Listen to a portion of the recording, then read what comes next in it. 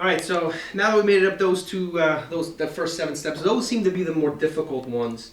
I'm not sure why, but those. So I know if I get to this landing, then I know I'm pretty much, home free. But again, I don't take it for granted or think, okay, I got that. This is a piece of cake. It's still practicing being, on this step and being aware of where my hands are and where my feet. And how's my balance? It's so easy, my balance, to come off that, I could fall down. And so I try to be safe when I'm coming up the stairs and not just try to, beat a time like I did last year. I was setting, records of trying to get under 4 minutes of climbing. And, that was great and all.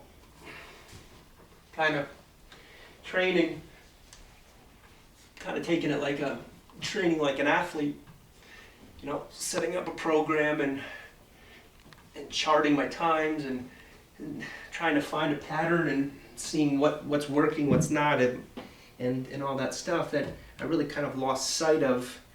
There are people who can't walk up the stairs and they would like to. So it wasn't enjoyable to do the stair climbing times. I didn't enjoy it. I just looked at it as a number that I had to achieve. And so now it's more of, I get to do it.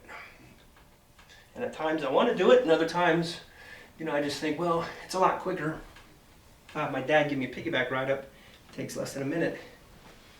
This takes about 10 minutes. So, and the interesting thing is my mind will tell me, what I have to go through. Like, it's going to take 10, 15 minutes. Like I said before, all the energy, you're going to be tired. But the interesting thing is that even though my mind tells me that, once I get on the steps and just go, I can do it. So I remember years ago when I was first diagnosed, I could, when I was doing the chair one, getting up from the chair, I could just use momentum and just quickly stand up without using my hands. And then there came a time where I would be tired, and I would say, let me just do this way. And so I would get up with how you see me doing it now, because it was easier. And so I kept doing the easy way. And once I kept doing the easy way, I no longer could do the other way. And so here it is again, 10, 15 years later, I can go up the stairs, but do I want to take the easy way and have somebody give me a ride up, or do it this way? And I realize that if I keep taking the easy way, I'm not going to be able to go up. And something that, you come up with plans, like, okay, if this way of getting up doesn't work, do I have a plan B? And what I'm noticing is that I'm coming to the end of my plans. There is no more plans. I mean, this is the only way I can get up the stairs.